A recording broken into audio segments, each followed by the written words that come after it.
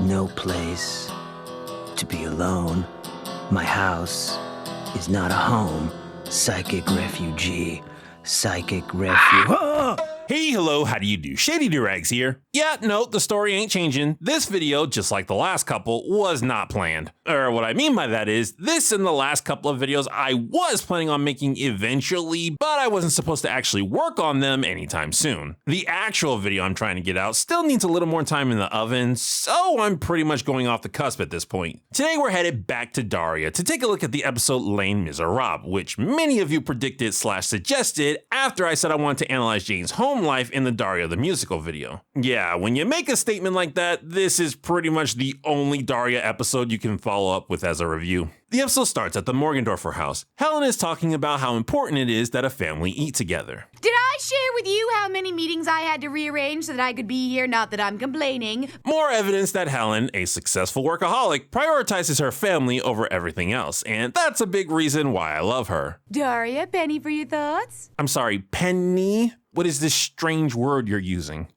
Must have been a 90s trend. I was just pondering the idea that the negative, which is the nothingness of being, and the annihilating power both together, is nothingness. Oh, Daria, that whole less is more thing is so over. That amused me. If BC is a caveman, how can he celebrate Ash Wednesday? That annoyed me. While the conversation is clunky on all parts, Daria made an effort to express her thoughts like Helen asked, and Quinn made an effort to contribute to what Daria said. Jake is just being Jake and not making an effort. Also, notice how both Daria and Quinn put down their reading materials while Jake still has his up. Why do I bother? We transition to the Lane house where the people there are also getting ready for dinner. Nothing. What's that red stuff? Nothing. What do you think that is? This, kids, is called juxtaposition. Showing the Lane family dinner, or lack thereof, immediately after the Morgendorffers helps to emphasize how different the two are. Nothing. Well, hi, Mom. Hey, Mom. What is that, strawberry syrup? And there she is, folks, the mythical Lane mother, aka Amanda. And as you can see, A, both of her kids greet her as if they don't often see her, and B, despite being the mother of the house, she's just as surprised as Jane and Trent to find that the fridge is empty. The doorbell rings and the Lanes go to answer. Not exactly sure why they all went, but whatever. What an unexpected treat. Mom! Mom! Wait, there's more of them? Well, I guess when you're as free-spirited and as wealthy as the Lanes are, you don't really have much reason to restrain your urges to make children. This is Wind. He and his third wife are going through problems, so she kicked him out of their houseboat, and thus he needs a place to stay. Oh, honey, I hope you two work it out. Does anybody know who voices Amanda? I checked a few Daria sources and none of them knew. She sounds like Ashley Gardner when she's doing her Dee Dee voice, but that name doesn't appear in the credits, and the names that do appear don't tell you who they're voicing. Amanda assures Wind that they've got plenty of room for him to stay, which, have you seen the houses in this show? Everyone has plenty of room. Amanda saying that, however, jogs Trent's memory. Penny's coming in from Costa Rica. Oh, Penny is a person. I get it now. I thought they were talking about some form of currency with a value less than a nickel. Imagine something crazy like that existing. And Dad's finished taking pictures of Celtic rock formations. This episode makes it seem like the Lane dad, Vincent, is rarely home, which I'm not surprised that that's the case, but I am surprised that he's home less than Amanda. I mean, it makes sense. He's a photographer and she's a potter, so he has more reasons to travel than she does. I just recall both of them traveling a lot, so I never thought of her being less traveled than him. Who could that be? Were you not paying attention? Sis! Claudia threw you out. I don't know enough about genetics to be able to tell if Penny dyed her hair red or if she's the only one amongst her siblings who won the recessive gene lottery. Given this is a family of artists, I'm gonna go with the former. Penny announces that her craft stand was wiped out by a volcano, explaining her return trip home. Also, she has a bird. That's Chiquito. He's very possessive. Who could that be? Oh yeah, the "who could that be" is a repeated line in this episode. I don't think it really adds much, if anything, but it doesn't take away from the episode either. Thanks. I think I left my house keys in Connemara. Back at the Morgendorffers. 3 points! Yeah! Helen, I love you, but please do not do this cliche. If something is wrong, speak up. Don't drop hints that you want to be asked.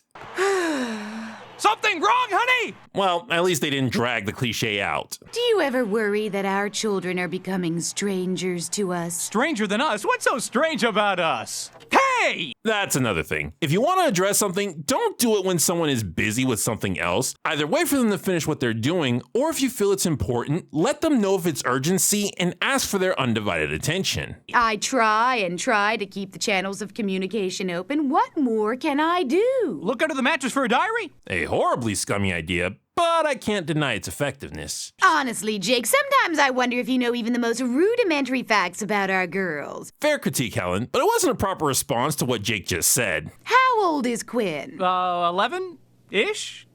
That was a guesstimate. Jake, Can you intellectuals see why I lost all patience for Jake? Back at the Lanes, Jane's not enjoying her family reunion. Do you mind if I watch a show in here? It's kind of a marital emergency. actually, Thanks. I want to be angry at him, but as we'll soon see, this is how their household works. Respect for personal space isn't expected. Respect for anything isn't expected. Wynn just assumed Jane would say yes, and being preoccupied with thoughts of his wife, he wasn't willing to wait for an answer. Don't get it twisted, what Wynn did was wrong, but when you're in an environment that permits this behavior, the responsibility to control it supersedes you and goes to the person in charge, especially if you don't think there's anything wrong with what you did. Jane tries to temporarily escape her family by calling Daria, but finds that the phone is already in use. Your volcano wiped out hundreds of hand-fashioned tin picture frames, and I'd like to know how your government intends to compensate me. What? No, senor, I have not been inhaling volcano dust. Keep that moment in mind, it'll matter in a second. So Jane tries one more time to escape via the bathroom, but strike three, her dad is using it to develop film. Don't drink from that big bottle in the kitchen. It's silver nitrate. it's poisonous? Yeah. No, senor, I have not been inhaling volcano dust. Don't worry, Penny never actually drinks it, or at least if she does, we never see her die from it. Mom, can we discuss this family togetherness nightmare? Hey, good job, Jane. You have a problem, and instead of being passive-aggressive about it, you went to talk to the person in charge. Everyone will work things out in their own way, in their own time. Remember when you kids were young? How far back? The time Trent moved into a tent in the backyard. Oh, sure, it was my job to deliver the sandwiches. Jane's little aside here is actually very important. Keep it in mind for later. We just left him alone for 6 months until he got bored. Summer once ate only Pez for a year, and look how beautifully she turned out. Oh, you meant a different Summer. Sorry, you haven't introduced that character yet. Assuming your Summer was still underage when she did that Pez diet, that's neglect. It's straight up child neglect. Like the Trent thing can be justified. They still knew where he was, that he was safe, and Jane even says she made sure he stayed fed. But allowing your child to only eat candy is really bad. If you try to hold a butterfly tightly in your hand, it will die. You have to let it go. There are two problems with this metaphor. First, you're assuming that giving a person freedom has the same benefits as giving an insect freedom. It doesn't. Certain restraints are necessary for humans, especially kids, in order for them to live the most healthy and sound life they can. Second, you're not supposed to raise a butterfly to become a member of society. Kids need discipline so that they know how to respectfully interact with other people, which a good chunk of your family doesn't seem to know how to do. And to be honest, that's not surprising. If you're never punished for your bad behavior, unless you simply don't want to do it anymore, it becomes less likely that you'll ever see a reason to stop. Don't get me wrong, I've got nothing against helping family who are down on their luck. Shoot, I'd be a massive hypocrite if I did, since I definitely needed help when I first got out of college. Also, I recognize the importance of letting kids make mistakes as they get older. But Amanda has taken the mentality to a lazy and quite frankly dangerous degree. Her extreme tactic has the effect of enabling her family's worst tendencies without them seeing a need to improve themselves. By the way, I should probably be criticizing Vincent as well, but the show is focusing on Amanda specifically as the head of the household, so I'm gonna do that too. With her mother being unwilling to help, Jane seeks refuge at Daria's. The Morgendorffers agree to let Jane stay, and this causes some shenanigans to happen. Well, you're Daria's best friend, and she's so hard to talk to these days. Maximum of 3 questions, no betrayals, immunity from prosecution. Agreed. Respect for that, Jane. You could have easily just said no, but you found a way to make everybody happy. Depressed? No, just realistic. Disagree. All right, I've already made an entire entire video about this, so I'll just keep it brief here. Daria walks the line between pessimism and realism, leaning way more towards pessimism. Back with the Lanes, Trent also starts to feel that the house has become too crowded. Not only that, but Amanda announces that Summer's kids are coming over for a visit and that their mother likely doesn't know. After hearing that, Trent starts asking around for Jane. She was just standing there a few minutes, days ago. But if you find her, tell her I said hi.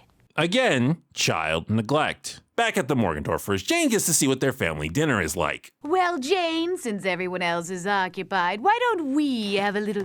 Hey! Vitamin D, 200%. We're going to discuss the multiple personalities Wendy Hoops must have to be able to talk to herself that well. Or rather, avoid talking to herself that well. Smells good. Trent? Hey, Janie. I just stopped by to tell you I'll be living in the tank for a while. I want y'all to pay attention to a few things. First of all, it seems like Helen has given up. She too has decided to start reading at the dinner table. I'm sorry, Helen. Second, I am flabbergasted that this happened. I mean, I can see Quinn wanting the milk carton back, but to go over and read it with Jane was not expected, especially since Helen is no longer bothering Jane. Third, and most importantly, notice how Trent sought out Jane just to tell her where he was going to be. He didn't tell anyone else in his family this information, just her. Remember this tidbit? The time Trent moved into a tent in the backyard. Oh, sure, it was my job to deliver the sandwiches. The Lanes are all free-roaming spirits, including Trent and Jane, but there is so much evidence that these two have a closer relationship with each other than anyone else in their family. That makes sense with them being the two youngest of the siblings, but I like to think it's more about how they treat each other and watch each other's backs when no one else will. This is another thing that's demonstrated all throughout the show and comes to a head in the series finale, Is It College Yet? When Helen hears of Trent's plans to not stay in a house, she moms up and invites him to stay at their place. I do love how kind the Morgendorfer parents are. A consistent trait they have is that they're never bothered by Daria nor Quinn's friends making themselves at home.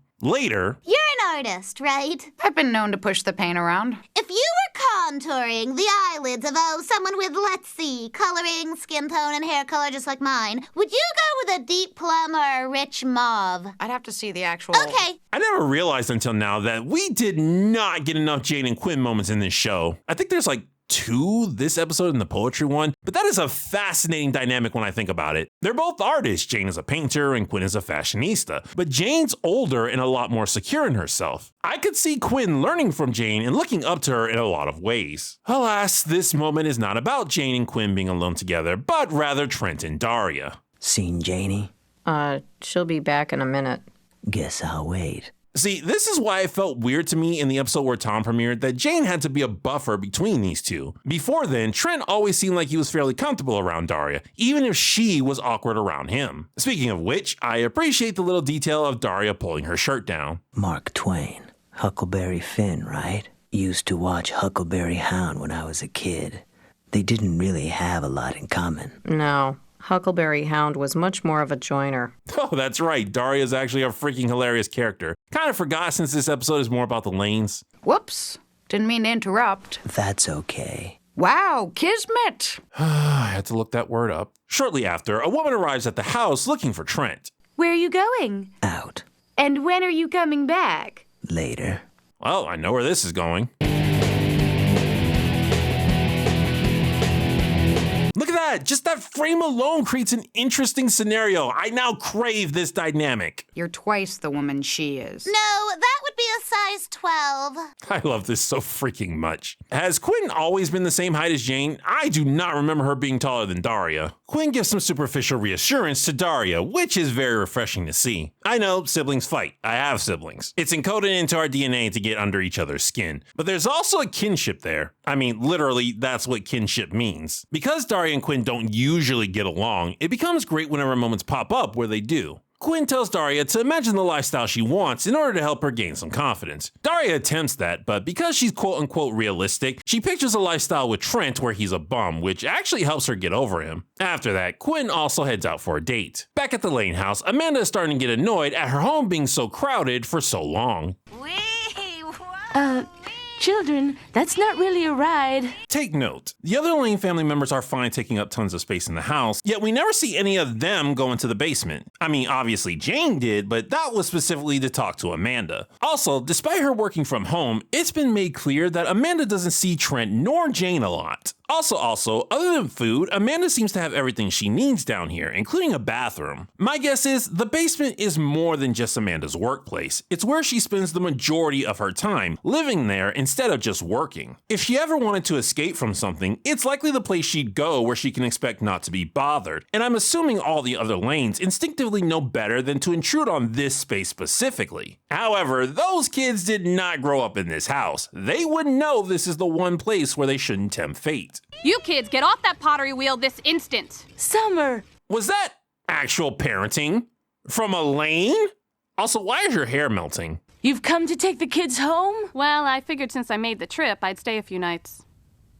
The next day at the Morgendorfer house, both Quinn and Trent are tired from clearly staying out too late, causing Helen to immediately get on Trent's case. What time did you get in last night? Midnight. I don't think so, young man. One day you'll have your own home and you can live any way you choose. But while you're under our roof, young man, you will respect the rules of this household. Yes'm. Doesn't anyone want to know what ungodly hour I got in? I'm sorry I broke the rules. We don't really have any rules at our house. I once lived in a tent in the yard for 6 months, waiting for someone to invite me back into the house. Now, let's discuss an appropriate punishment for breaking curfew. But don't I deserve appropriate So this is probably my favorite part of the episode. I'm also really fond of the Quinn moment with Jane, but I think this one tops it. Helen, being Helen, comes down hard on Trent for the lifestyle he's leading. Now you might think Trent would show hostility towards this, but no. He accepts what she says and apologizes, which is a very likable moment for his character. He's likely doing this in order to make an effort not to disrespect the rules of the house he's staying in. However, I suspect he's also aware that the discipline Helen is giving him is a form of love. In fact, he mentions that it was something he wanted in his own household growing up, but he wasn't given it because Amanda thinks restrictions hinder love. This further explains Trent's attachment to Jane, the one person who brought him food during his camping phase and showed that she cared about him. And Quinn chiming in brings the point of the scene home so poignantly. Quinn loves attention. She craves it. Some people theorize this is because when she and Daria were toddlers,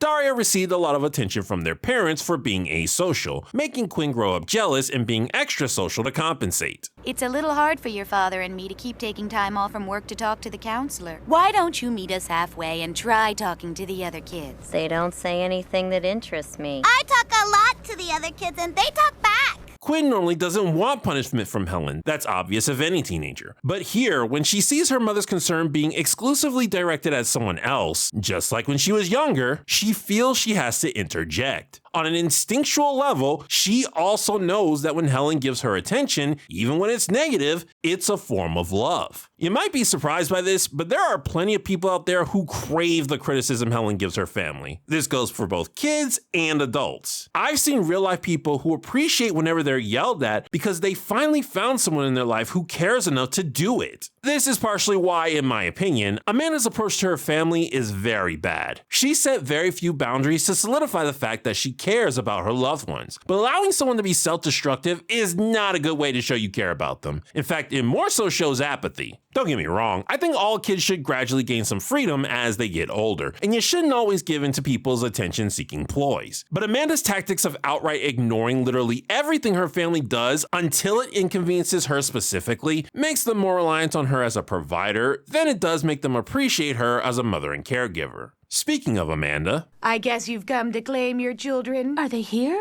Jane, Trent, hold on to each other.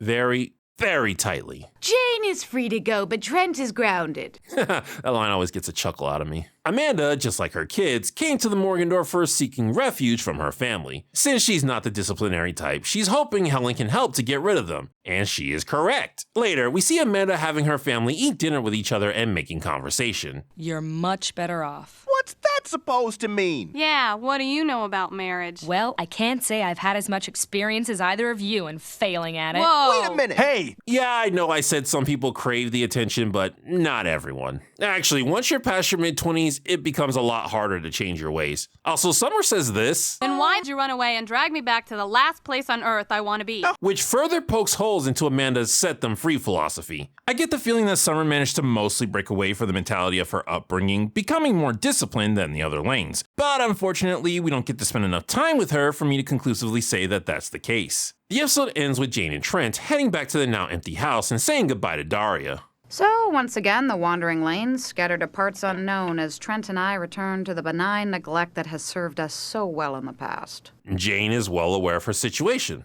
Okay, well, at least she has Trent and Daria to help her. I guess no matter what style parents you have, they will inevitably drive you crazy. It was the siblings that drove each other crazy, not the parents. Before leaving, Trent lets Daria know that he and the girl she saw him with will likely be breaking up for good. He tells Daria that he'd take her out if she were just a few years older, which accidentally reignites her feelings for him. Trent, be thankful you're not on the internet today because, whoo boy, would saying something like that get you into trouble. And that was Les Miserables. Pretty good episode. Not the funniest, but still funny. Not the best written, but still written well. It's great to finally get a look at Jane's family, even though it's much bigger than I expected. Helen gets a lot of great mom moments, which I will never not appreciate, and Quinn got to interact with both Daria and Jane in a non-antagonistic way, which I absolutely love and genuinely wish the show did more of. This episode also has a trope that I'm very fond of, which is revealing that a character who is known for having a specific trait actually embodies that trait the least when compared to the people they grew up around. I do have a subjective problem with the episode, and that's its subtlety. This is strictly a personal preference, but I would have loved if all the implied problems of the Lane household were on the forefront of the episode instead of just the drive of it. As it is, the Lane family never fully addressed that Amanda made a neglectful household, except of course for Jane. Also, Amanda doesn't really face much consequences for how she raised her kids. I mean, sure, she eventually gets annoyed, but nothing about her really changes. She's still gonna let her family do whatever they want, she's just gonna manipulate them so it doesn't bother her personally. The episode actually makes her come across as a really selfish and lazy mother. Still, objectively, it's a great episode, and a much needed one. I'm glad I could give it the attention it deserved, even if that meant criticizing it a little bit.